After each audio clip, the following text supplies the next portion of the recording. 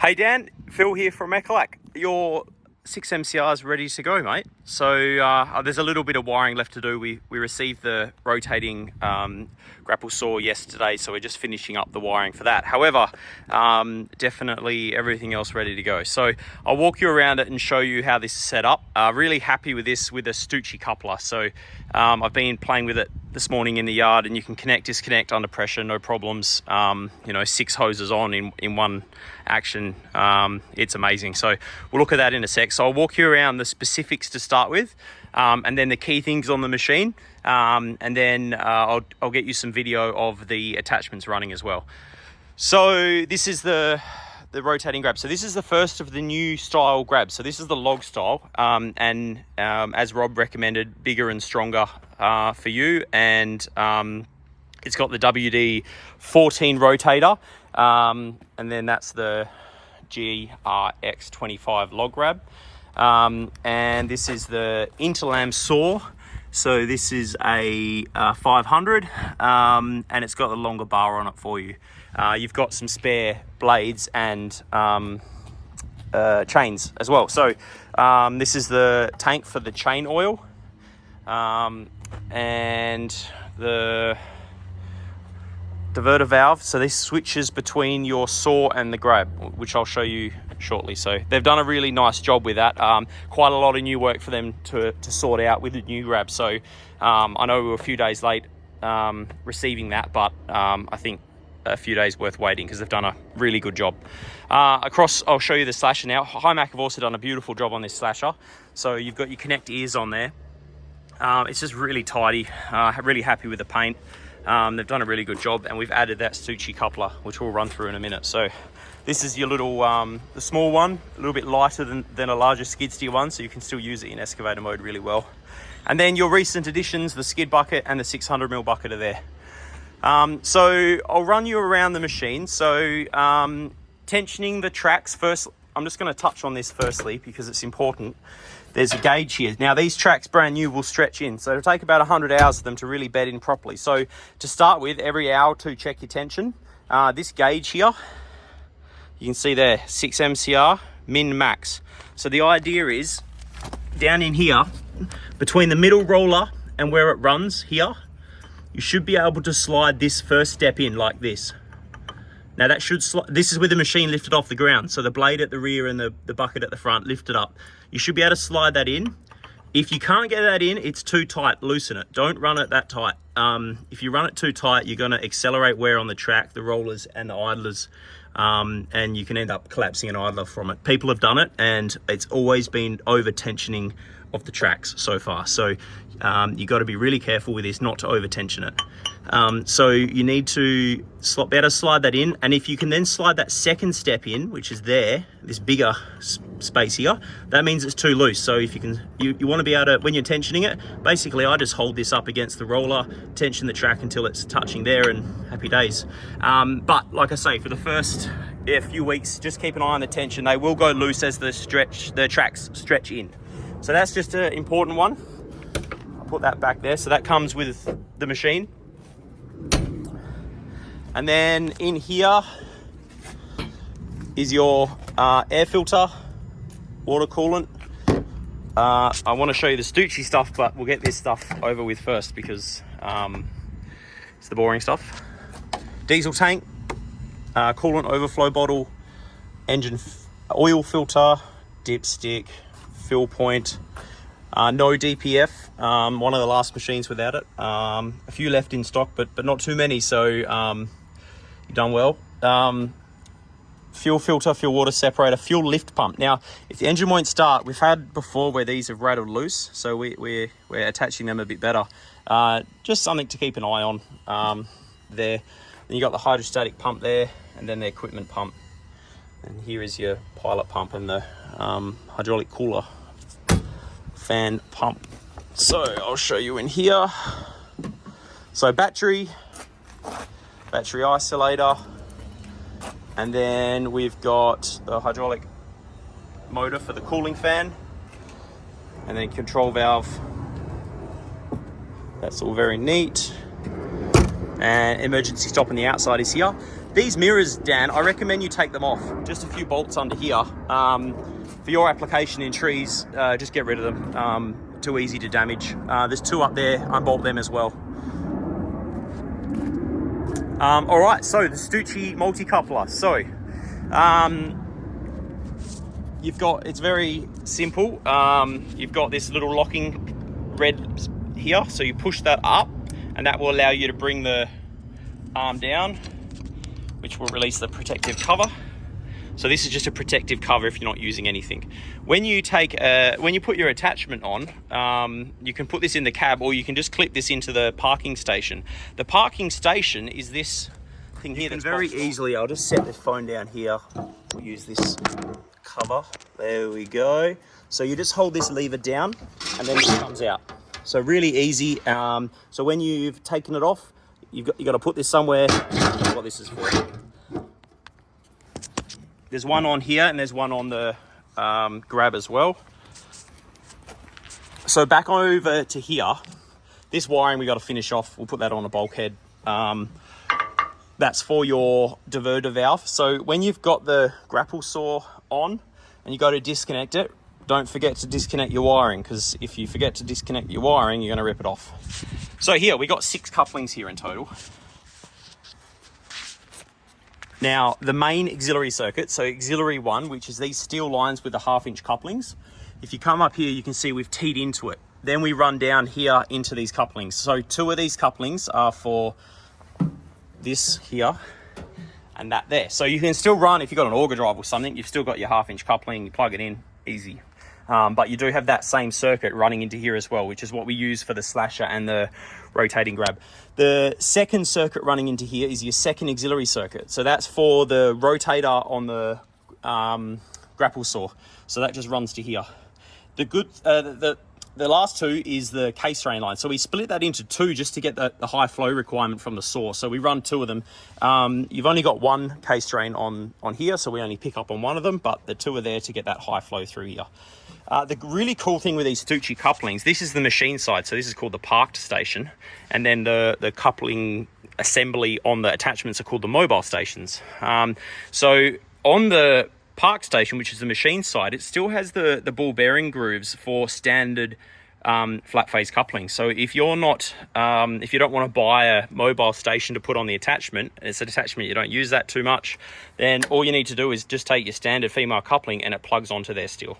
So really clever system from Stucci. Highly recommend it. We've been using them on the tilt hitches for years now, and yeah, you can connect under pressure using this lever. I'll show you that soon. You just lift it up, bang, everything's connected. No problems anymore with connecting under pressure. So I'll do a quick walk around of the machine. On this side of we put everything this side of the boom so you can see what you're doing. So you can see yourself hitting it instead of this side where you're blind a little bit in here. So you got good visibility out here, but these couplings are a bit harder to see from the operator's cab, same as any excavator. This is your auxiliary 1 circuit, so that's all that's left on this side. So I'll come around into the cab now.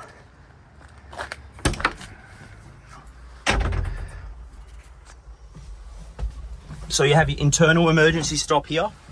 We have your UHF here. This is your radio, cup holder, fire extinguisher, Mechlak diag. Don't worry about using that.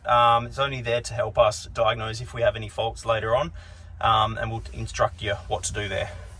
We've got service record on here, so you can fill this in.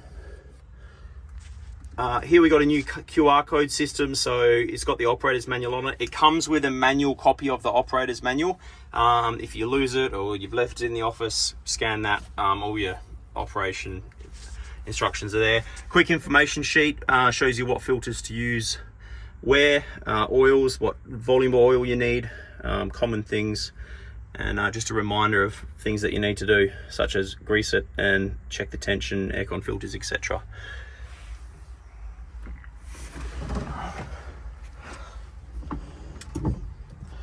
So over on this side, this slide switch here on the left, this does your offset boom, and then if you press this button here once, then it will switch across to the rotation. Very, very easy to switch between the two. So if you need to use your offset boom while you've got the grab on, you just press the button, use your offset boom, and if you want to go back to rotation, press the button again. Underneath here is just like a track loader. It's your 2-speed travel. And then down here, quick hitch switch. So you pull that latch down, hold it down, the hitch will pull together, and then you can disconnect, let go, and the hitch goes back out. If you're lifting off the lifting eye, which is just on the C-link down there, you don't have any attachments on, it's going to be beeping at you if you don't have an attachment on. So this button here is just to hold that down for 3 seconds, and it'll cancel that beeping alarm, which gets annoying. This button here switches your bucket direction. So in skid steer mode, curling this joystick in, you want the bucket to come up. In excavator mode, you want this the other way around. So when you go like that, it goes like that. And then here, probably the most important button, automatic mode and manual mode. I always recommend starting it in automatic mode. So when you're using the boom, what will happen, this joystick will do your dipper stick on an excavator. When we're in automatic mode, this does the dipper stick and the middle cylinder in coupling. It makes it feel like a long dipper stick standard excavator. So you can just jump on it, dig, move, easy. In the handling application, which is mostly your application, in the automatic mode, this button over here, if you hold that down, it will isolate this joystick to do only the middle cylinder and this joystick to only do the dipper stick cylinder. Have a play with that, but remember to hold the button down. Fantastic software update we did quite a few years ago, and it'll allow you to use the machine just like a normal excavator and not lose any advantage of the 2-piece boom. This is your main auxiliary flow switch, so that'll be your slasher and it will be your grab / saw. This button here is the button that we normally have the horn on, but that will be a push button in the console now. This button will now be your momentary diverter valve button. So that is to divert from the grab to the saw. So what you do is you hold the button down and that will activate the saw. Then you use the slide switch and you hold that down, the saw will come down. When you finish sawing, let go of the slide switch and the button, and then you're back to using the grab on this. So using the grab, if you want to use the saw, you're ready to cut, hold the button in, and then comes down the saw, cuts, let go of everything, and then open up your grab if you want to drop your log. Very simple and easy to use. This is a modification, by the way, so if anyone else has a normal machine, your horn is there, but this mod we've done to allow easy use of the grapple saw because of the extra function. So talking about functions and these specialized attachments, the flows we've set up, so we've tuned them and it's set up. So to come into, so you can see here, I've got saw selected as an attachment. So if I come here, press the menu button and I come around to the attachment icon, I click the button to enter. And here we've got a few options in here. Full means full flow on everything. That's for if you've got other attachments on. I recommend that you select these. So you scroll to the correct one, slash for slasher, which is set to the 70 liters per minute recommended by Hymac. And then saw is the grapple saw. So that's full flow for the saw and the grab, and then full flow for the rotator. It's inversed in here. So inside the settings, you can actually, so I'll pull down to enter the settings. You can see we've got 70 liters per minute and then 20 liters in the opposite direction because we don't want to run the opposite direction anyway. It only goes one direction. And then you've got the, here is swapped. So that's normal, that's swapped. That's so our continuous flow operates the correct direction. So you can see the saw's still selected. I come into the menu, I come in, slash, I press down on the button and you can see up the top it's now selected slash, and you can confirm it's slash there. As you come over here, so slashing, you don't want to have to, you can sit there and hold your thumb on there if you want, but that gets a bit tight on your thumb. So the button with the rock breaker, not really the best symbol to use, but it is what it is. That's the button there. So you press that button once, the continuous flow will stay on. So your auxiliaries will stay locked on and you don't have to hold your thumb there. Just press the button to cancel it. That's obviously only working in one direction because it's only one button. So we inverse the flow in the screen, which makes the continuous flow work the correct direction for the slasher. If you come into the saw, and if you prefer, so I come into here, and then we go to saw. Everyone's got their own preference for which direction does what on the grab and which direction does the rotation. If you don't like the direction that the grab's working, in here you just come down and then switch it. So I'll let you choose that. If you don't like the direction the rotation is working, you just press the knob across to the left, and then you can see that the left joystick's now selected. So we're at 100% flow, but then we can switch the direction as well. So I'll leave that up to you to decide what you want to do there, but very easy to do. All right, I think that's about everything in the cab to explain to you. I'll give you another quick walk around, and then after this I'll add in the videos of us operating and rotating it around, and you can see it all working before it hits the truck next week. Okay, mate. Talk soon. Thank you.